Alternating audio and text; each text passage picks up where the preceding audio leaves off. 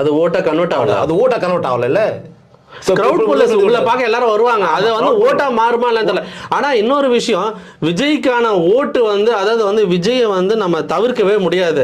ஏன்னா ஜனங்க வந்து எக்ஸ்பெக்ட் பண்றாங்க.